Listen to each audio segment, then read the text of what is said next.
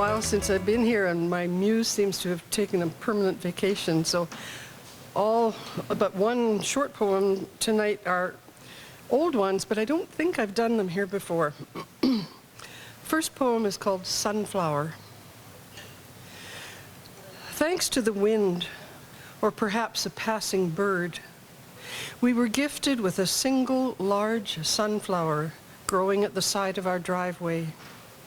It grew to about 3 feet, not a giant, but sturdy, standing tall and proud. As it opened, its huge yellow flower drew bees, so many bees, a wondrous sight as they worked diligently to gather in the flower's sticky yellow gifts. Sadly, it did not last for long, and far too quickly drooped, its head too heavy for its spine, perhaps, overloaded with its contents. A lesson there, for sure. And then there were the ants, cancer-like, eating away, sapping the flower's strength. One fierce wind and the sunflower lay, stem broken, across the driveway. Still, its head was full, very full, with black seeds under the yellow coverings. I scraped them out, leaving them where they lay, perhaps food for birds or other hungry beings, perhaps holding space for next year's blooms. Nature will know what to do. I take heart from this flower, having had its glorious, vibrant, outreaching, and sun-joyed moment, and yet in death, still giving gifts of itself, even as it nourishes the soil around. May it be so with me. May I leave gifts, nourishment for others when I am gone. Thank you.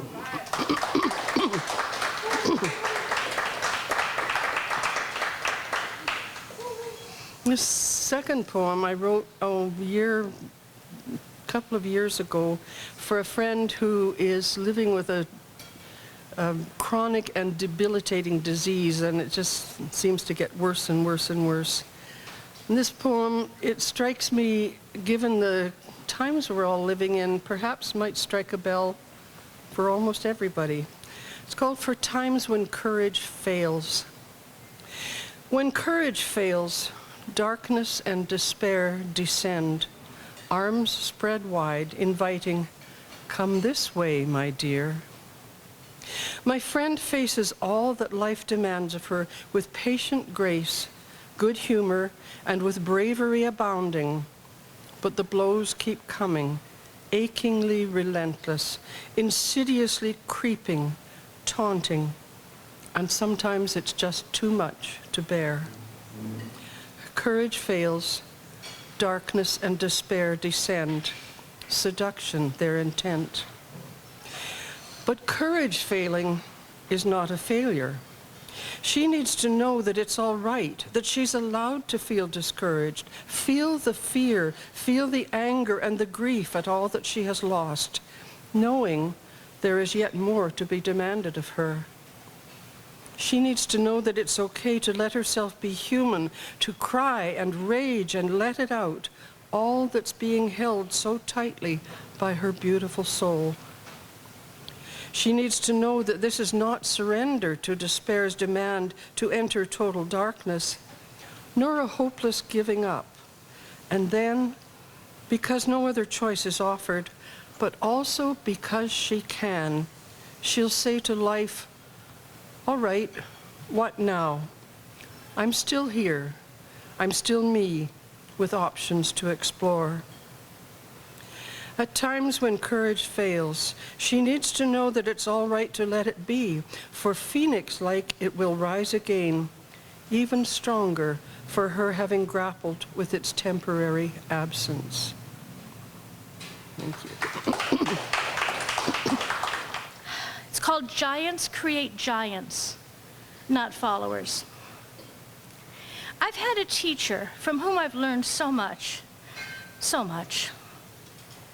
She has felt God-sent, and her wisdom has shaped me over 18 summer intensive trainings, not to mention her beloved books and other writings. Without her, I would not be who I am. I've just returned from my latest intensive with her and realizing it may be my last. That kind of travel and intensity does not suit dear body any longer. This saddens me, but then I remember a dream that I had. I'm standing at the edge of a large field with many other spectators while my teacher comes galloping by on a powerful black horse, a mare. She slows, stops right in front of me, and dismounts from the horse. She looks into my eyes and then silently hands me the reins. That's the end of the dream. It's been said that many gurus create a tribe of followers, but the true giant of a teacher creates giants.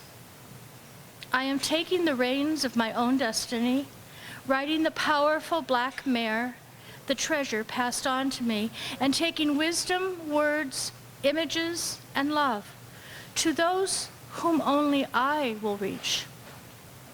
Me, a giant, encouraged by another giant, now encourages giants, and the world needs each of us. Creating images of compassion, words of wisdom, hearts of love, encouraging, building courage in our core, in our hearts.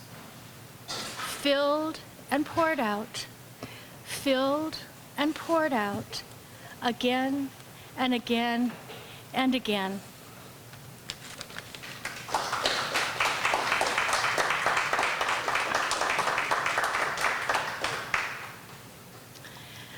The community of people that would go and learn from Dr. E were pretty extraordinary human beings. I mean, they were all kind of people that each one of us would look at the other one and think, oh, I must have known you in a previous lifetime or something like that. We laugh a lot about that because it was people who were very kind and were very present there in their whole being and willing to be honest and vulnerable with each other. And it felt like this is the way life could be. If we had communities like this, where I felt like this and going around like, geez, that would be the way I want to live. And so I wrote a poem about that too. It's called Honey Light. One of us leading into the other, that one leaning into a third, and the third leaning back into the first, into me. It really could be like this. And then filled with more, pouring myself out to another, that other pouring out into yet another, giving over, pouring out, each of us with the means to make honey from the everyday plants around us. We make honey, the sweetness of this earth, ambrosia of the gods, the gold of a sweet life indeed. It really could be like this. Our golden light encircling another, enlightening another, sweeping back into me to brighten and deepen whatever light I've received, nurtured and shared. We can reach out, giving and receiving more than enough. This mystery, making sweet golden light, blossoming ever deeper, flowing with honey over all. A candle is never extinguished by lighting another. It enables us all to see a little bit more, causing the corners to not be so dark. It really can be like this. I've seen it. And now I see by this light. May we all.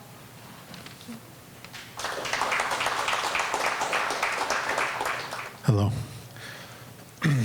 This one's called With No Expectations. Are we all immortal? Does it ever end? Does it all continue? Do we live again? Look into the future. See if you are there. Does it even matter? Do you even care? I am going to make it out of all of this. I am going to be the one who goes on to live.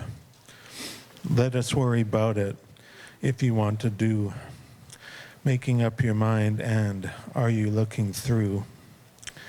Growing like a garden, always be reborn. Standing in the sunlight, feeling very warm. I don't need a weapon that I want to use. All I need is giving, never gonna lose. Make it through a portal to another time. We are really special. We are all divine. Got to find the favor, being who we must. Looking at the channel, are you feeling lost? I have been a warrior, fighting in the night, waiting for the victory when the time is right.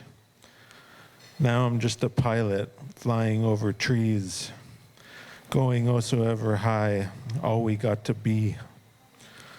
With no expectations, with no drill to sell, moving to the exit, getting out as well. Take me to the morning when it comes around. All the lamps are glowing when you hear the sound.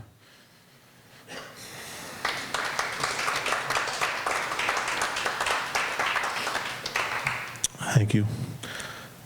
This one's called In the Jaws of Defeat. The sharks are in the water. They're coming after me. They're gonna make me dinner, pull me down into the sea. I do my best to avoid them, but that can't always be. Sometimes you're just a meal. You're never really free. Splashing in the water, kicking up a storm. I am having the best time. The water is feeling warm. Tons of people out here swimming by the beach. They don't know what lies in store, that there is no relief. Hear the happy laughter, shouts with no dismay. Just another summer's day proceeding with the waves. Then I hear a rumble, then I hear a roar. Then all of the splashing stops. We know what is in store. All the people screaming as they realize. As the water turns to red, the fever starts to rise. Everybody out here trying to get back.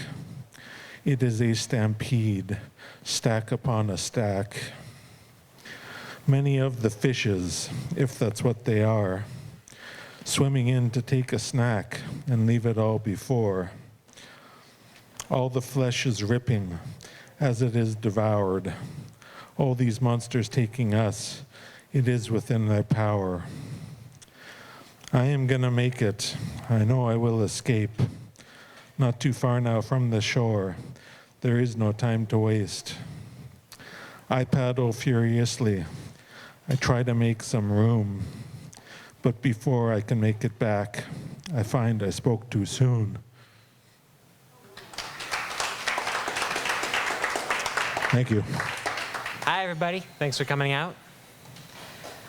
Okay. The story of this poem, I'm just going to say this right now. I have a habit I picked up since high school that got worse during COVID of walking. Sometimes I'd walk 3 or 4 times a day, but that information doesn't leave this lounge. You hear me? Yeah, this guy knows what I'm talking about. Yeah, see you. Anyway, during one of these walks, I had this song, Labor by Paris Paloma, stuck in my head. And suddenly I began to think about the scene of when I was walking and how to describe it. And I was doing it, I noticed, with a beat. 1, 2, 3, 4, 1, 2, 3, 4, 1, 2, 3, 4. And this poem I have here is exactly what I described to that beat. When the mood strikes at just the right time, and you go for a walk searching for the sublime, you go on the path of clover and grass, since people don't go there in crowds to amass. Wait until 9 o'clock mid-July. The middle of the month is the best time to try. The sun isn't there to burn off your skin. It's better to walk when you aren't chagrined. The temperate air feels stuck on my skin. Something savage in me calms down within. There's so little noise here to assault and cause harm. I'm free to meander without any alarm. These are the times I live for. The clouds in the sky are violet and blue. The tufts at the top are a peachy pink hue. They surround the sky now, a gaseous great wall, soft but too strong and too mighty to fall. Everywhere around me, north to the east, clouds are all hunched, ready as beasts, ready to pounce from so far away. I'm hardly a snack, though. I'm unworthy prey. From their far-off positions, they're watching me like anyone else and say, let him be. Unbothered by me as I cottywomple, since there's no way I could make them all topple. But my head's there, among them, floating on high, while my feet anchor me to where the path lies. The invasive gnat amongst kings and queens, who are they to see something that will not be seen? But I see them just by looking and spinning around. Moist air in my lungs, my feet on the ground. My eyes are wide open, I'm not willing to close. I grin, grateful that this was the path that I chose. These are the times that I live for. The smell of the plants carried on through the air. I'm a part of the living that I see everywhere. I walk and I walk longer than intended, completely alone, but I don't feel unfriended. I'm happy tonight on this glorious night. No tigers inside of my head I will fight. Nothing and no one assaulting my senses. Vision unobscured by houses or fences. I found myself here in a sense paradise. The greatest sight here with no earthly price. It's going to rain, you can tell from the smell. The clouds are closer now, there's thunder as well. It'll be here by night, by later today. I don't mind the rain, I hope it will stay. The world keeps on moving, so I take this measure to remember these moments as time to be treasured. These are the times I live for. The split sky is painted with shadows and light. The sun is nowhere, but it's perfectly bright.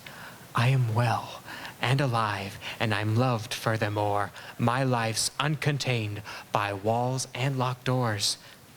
I can breathe, I can see. I can move without fear. No wind, no sun, and no one else here. It's calm. I wish I could stay forevermore. Moments like these are the times I live for. These are the times I live for. I don't know how much more time I have. Okay. Let's see if I can get a good one.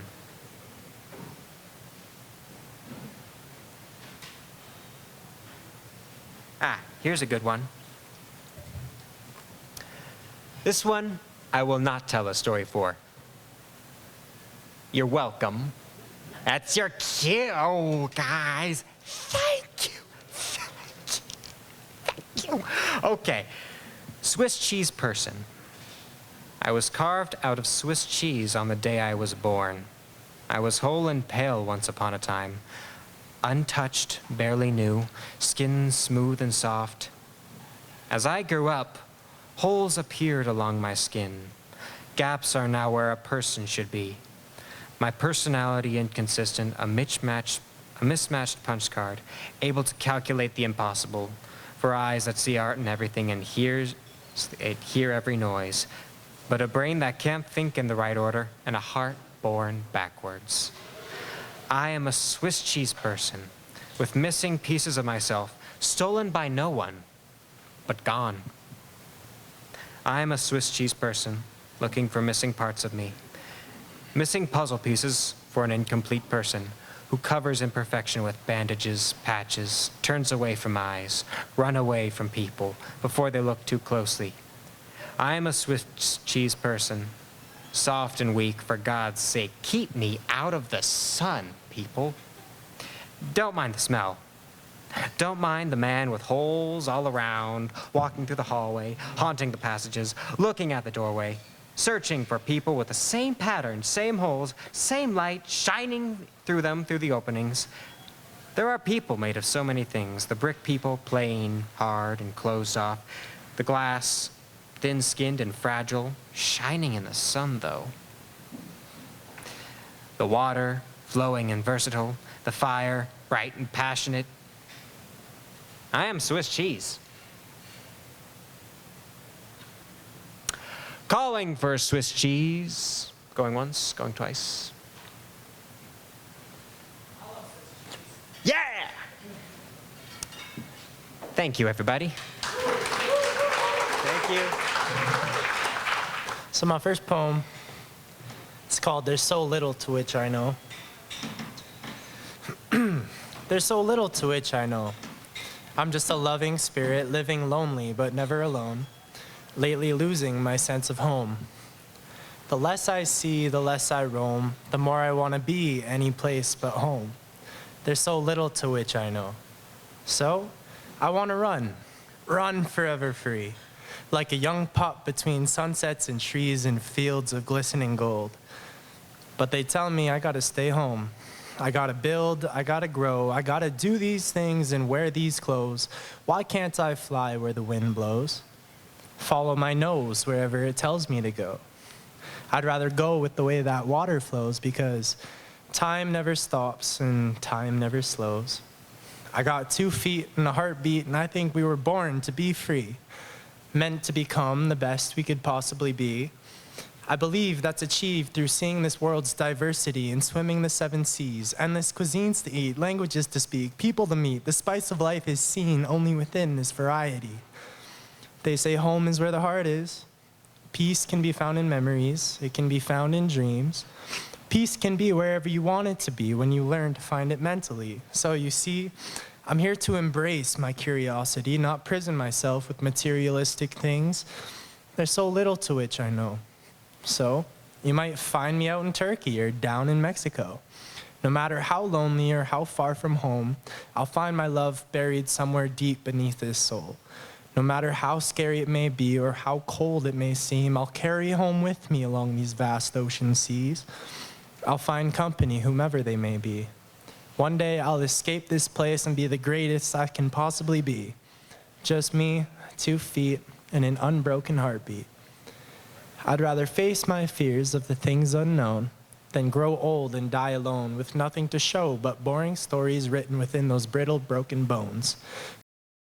I'ma make my life my own. I'ma make my life my own. Thanks. And then I got one more. It's a love poem. So here we go. It's called I Kinda Dream. I kinda dream of a time that I fall in love. I kinda dream in my mind when I hold you up. Higher and higher above all else. I wanna hold you curled up, just thinking about us. Together in a bed, rest your head on my chest and feel your heartbeat. And your soft, sweet breath, hold your hand and reassure you I am your man till death. Put my hand on your thigh in the car as we drive. Late at night, under the stars, and hear your voice sing like nobody else is even around. Like no one else is even around. And yes, I want to hear your voice say my name with I love you, said right after. As we fill a room with love and laughter, kisses on my lips and on my cheeks, I tell you to come closer to me, rest your head on my chest as I watch you fall slowly and softly asleep. As I dream of a time when I fell in love. Under the midnight sky, flying high above the thoughts in my mind that I think define me, but what defines me is how our fingers intertwine and your voice matches mine. How we can sit and talk for hours and hours from 9 till 5 about our lives. And we'll take showers together. Put a flower in your hair and tell you to never be scared as long as I am there because I will protect you from harm. Darling, as long as you're in my arms, I promise to protect you from harm. And I'll play you guitar, sing chords from the heart, about the times we shared, how much I care and how you freeze me in my speech. I have no clue what to do or what to say to you, but all that can come out is a truthful way of saying, I love you. So I'll never leave your side. You make me feel alive. You make me feel like life just might be all right. I can't explain everything inside, but I promise to give you my life. And I promise when I make you my wife.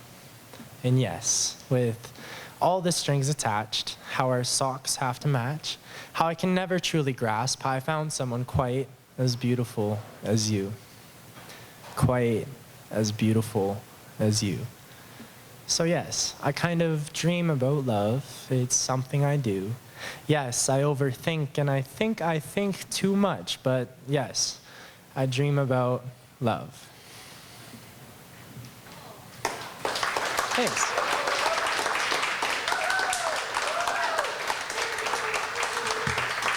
Maybe I got one more. I think I got one more if I can think of it in my head right now. We'll see. It's usually a lullaby that's played on guitar, but we'll try. As I wander through my garden of roses that I've prepared for you. Oh my, I'm choking here. Save me. As I wander through my garden of roses, I prepared for you. I want you by my side. Oh, when the time arrives to watch my roses bloom, sunlight pours through the trees all around us. Birds and bees made with love. And I waste my time singing them lovely lullabies that I would rather sing to you. There we are.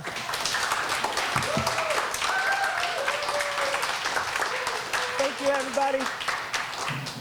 There's something alive within me, something else, and I am just its shell. I plug my ears to its voice, for it speaks a language I've forgotten. I turn back to my life, the most concrete of my fantasies. I am humbled by the magnitude of my pride. I want to be strong, but it is in my weakness that love finds me. It enters through the same door as pain.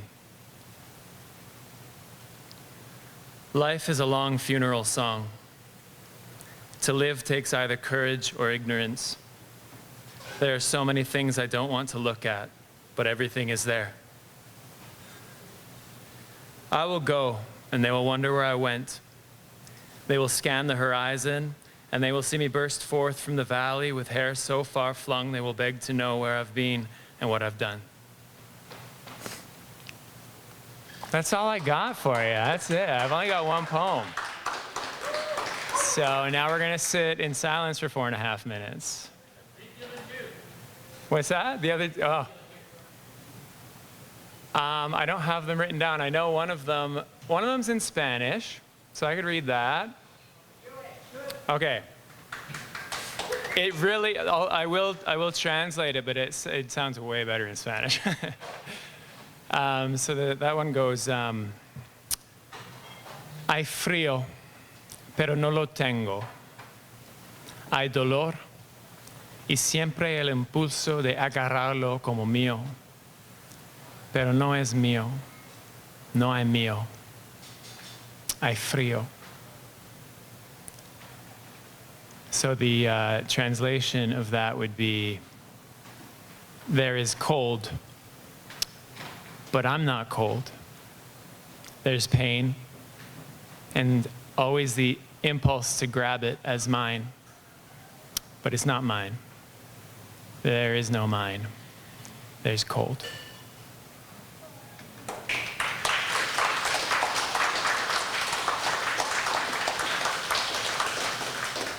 And the other one I wrote one night. I happen to also remember that one because it's, I've written 3 poems in my life, so they're easy to remember. but I wrote it one night when I felt abandoned by somebody. And it goes, lost in an endless desert, lost in directionless selves, cartography just getting better, left our map-making things at the well. They left us while we were distracted with a dubious lack of a plan, but they shouldn't be too hard to follow. Every heart leaves footprints in the sand. That's all. Thank you very much. And yeah, thank you for hosting this. Awesome. So these first two poems actually are rewrites of ones from 2007. So, yeah, be generous. The first one is called Here Be Dragons. Observe. Before you, a plain teaspoon balanced on the fulcrum of a finger's point rocking gently, deciding which way the weight shall settle. In its precarity, upon your childhood hand, pulled through the blue like a dancer in the skies of a hot day in a mountain valley, handle jutting into the air like the elegant abdomen of a silver dragonfly, defying perfect gravity. The tarnished tip, like the black masks of the artists, the dazzling ballet, celestial moments, performed in tandem for the eyes of one small, lonely human, hover and soar and dart and whir through loops and swirls against four winds, the shining wings. Dragonflies make love mid-waltz. That takes skill, my friends, pure skill and imagination. Can you do that with your lover? None will ever watch this play again. None else was there to see the original seduction of observe, a voyeur, to the minuscule, the minutiae, the minimum, the magnificent, an inverted reflection in the spoon of the memory of life above, a sea of wallflowers. Weighted souls for whom the origami skies and walls of the universe have unfolded, and there is something engaged in reflection and observation, finding solace in watching you back.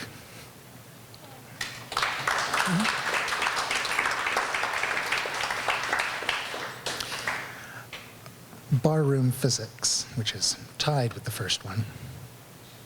Observe. Enter the barroom. Notice the brickwork. See the atmosphere thickening, the candle flame flickering, the bartenders liquoring, the patrons bickering. See patchwork, woodwork, floors overflowing with fancy footwork and good work as drinks float above the crowd on a platter. The band strikes up, exploiting string tension, surface attention, pressure under fingers on keys. Watch every muscle stretches and breathes beneath the flex of fiber and sinew, grin and tonic, whiskied away, echoes in bone and brain, bodies rippling, energy singing, and the pieces become a whole, one with the universe's eye.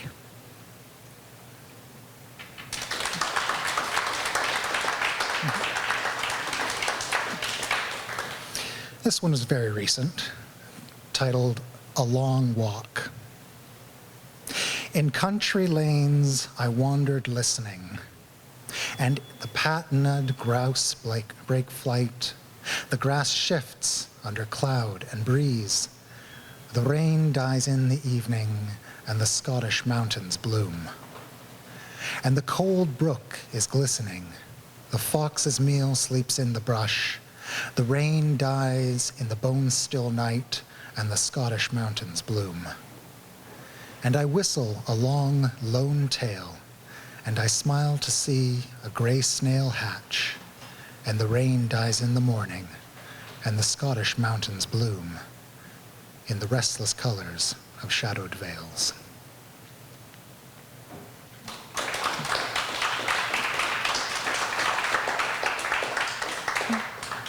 I just have three short ones that are kind of first drafts that I'm working on. This first one's, I guess it's a breakup poem about, leaving a relationship that was really, really, really bad for you. So it's called What's Left to Say. She passes through my heart's unceded territory, then beyond. Its borders dance with the blanket flowers. Yesterday, I recalled a poem I wrote about her son, a hero casting rocks on a mountain stream's shore. I remember how she dipped her feet into my words' ice waters, then plunged. Our time together flows until it joins other rivers, a parting that never stops, that will shape stones, smooth as lips, forever, then silence.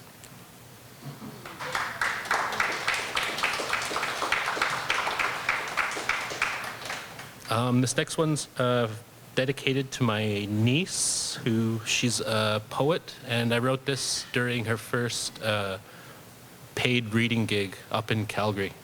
She read at Single Onion back in March. It's called Hearing Marley.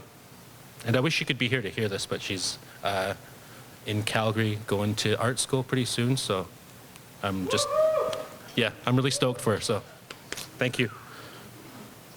Hearing Marley. You were born for this, kid. In the spaces between your words, I find entire lives. The ones running through knee-high grass.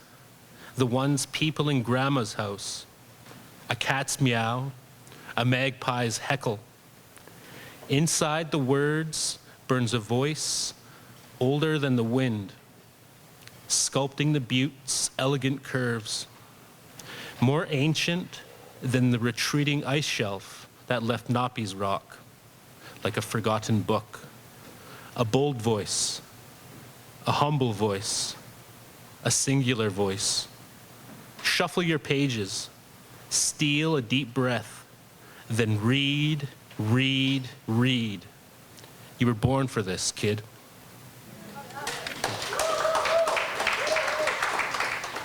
Hello, everyone.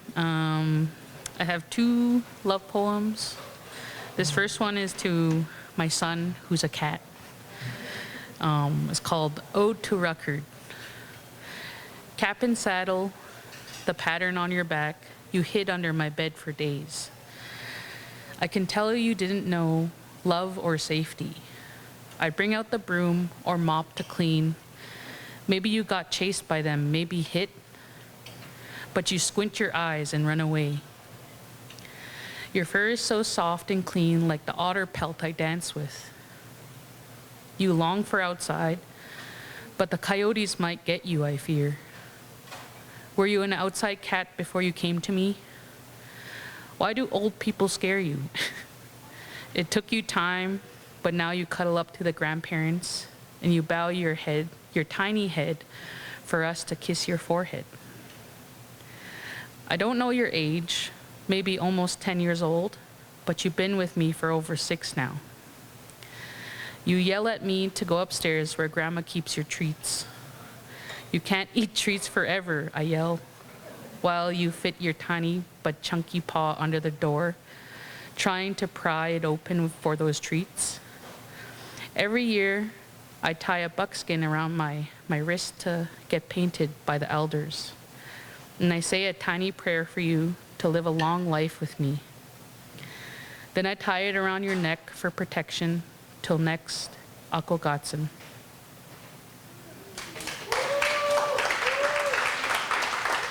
Thank you. This one's called Uchtistuan.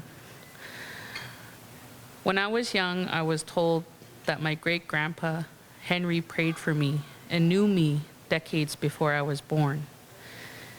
Did he pray for you too? Maybe. I get lost in your eyes like I've never seen a set of eyes like yours before. I see the Bow River, not the color blue, but when it's clear and you can see the river bottom grass covered in algae mixed with the pebbles and rocks, especially when the sun is setting and it bounces off the fast currents. We've both lived lifetimes, like the mountains and land we were once taught to respect. Braiding your hair means something, I said, and I'll remember the first time I did. It was in front of my brother, and he joked. She told me she doesn't want you to watch, and we laughed. Like harvesting and braiding sweetgrass, I made sure to put my prayers and good energy into your day. Thank you.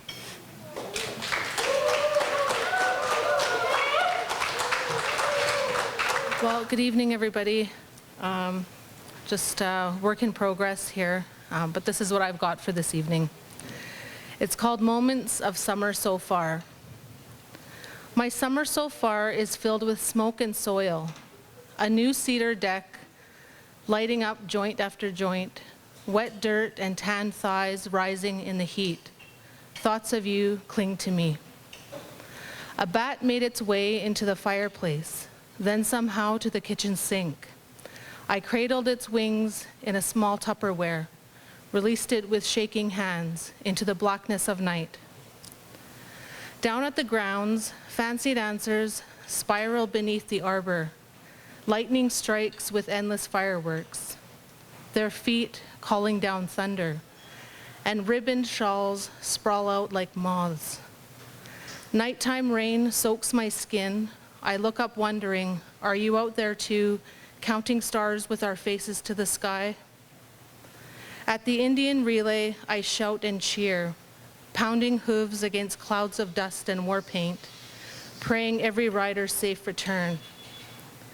Banff Centre breakfast tastes like disbelief. My work at Walter Phillips still feels like a dream, but the coffee's strong and the new friendship solid.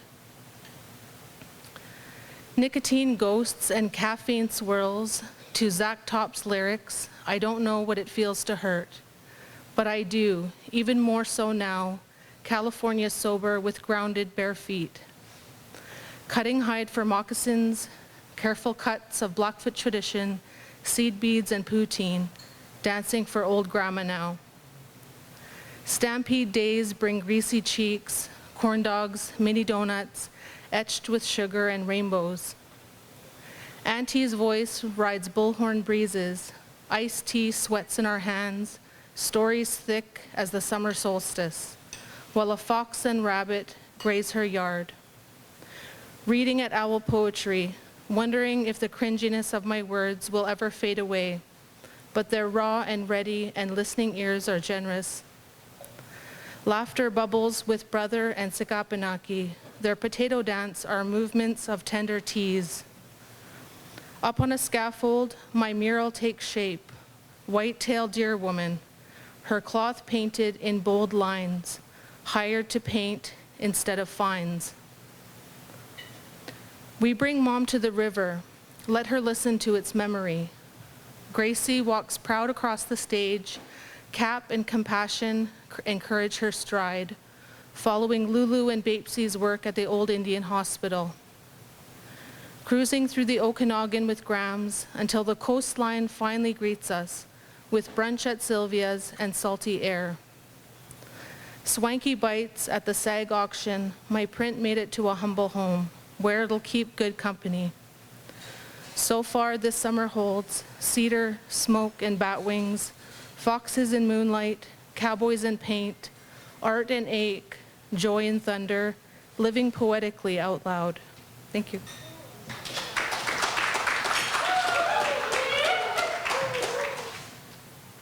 I started to write on Substack about a year and a half ago. And my last three poems, the poems I'm going to read are the last three I've published there. If you would like to subscribe to my newsletter, let me know. I have a little card that you can get some basic info on.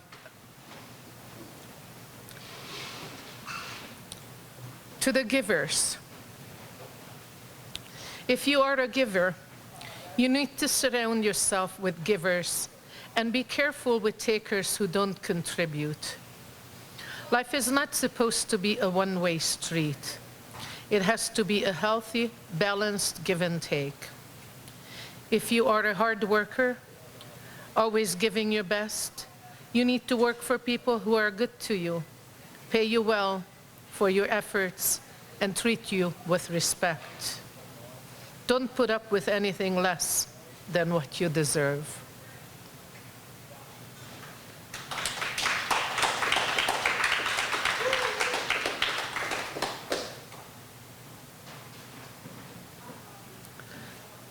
Sell your ego. Rumi said, sell your cleverness and buy bewilderment. I say, sell your ego and buy confidence. The kind of confidence that is solid, the kind that never brags, never flaunts, never oppresses, never competes or doubts. The quiet yet wise inner power that knows. It knows with every fiber of your body, every part of your mind and soul, that you can do anything, that you are worthy, that you are beautiful, that you are deserving, that you are loved, that true power is kindness.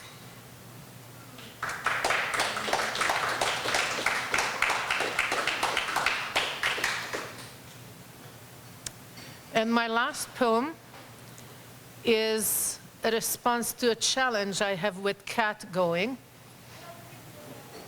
She hasn't written her poem yet. I wrote it. I believe it was yesterday when I had a day of writing. No, yes, it was yesterday. Day of writing. I even wrote an article for a magazine. So the challenge was to write about small problems. I wrote mine, and I'm waiting for Kat to share hers. We're going to share both of, hopefully on Substack, right? Anyway, it's about small problems. We all have our share of problems, some big and some small. The small ones are reasonably easy to solve or let go when they are unsolvable. Sometimes we make them seem bigger than they actually are by overthinking them. Sometimes we have emotional attachments to them, and that, my friend, is a tough one to process unless you can take a figurative step back, tap into your wisdom, be objective, and work through them. Don't despair when that happens to you. Just know that the emotional strings are bigger than your ability to break them.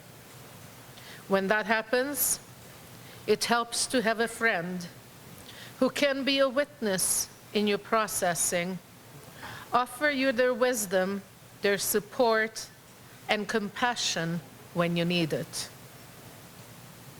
Sometimes you need to revisit those problems and look at them with a new perspective or a fresh eye. Whatever you do, remember what Einstein said: we cannot solve our problems with the same thinking we used when we created them.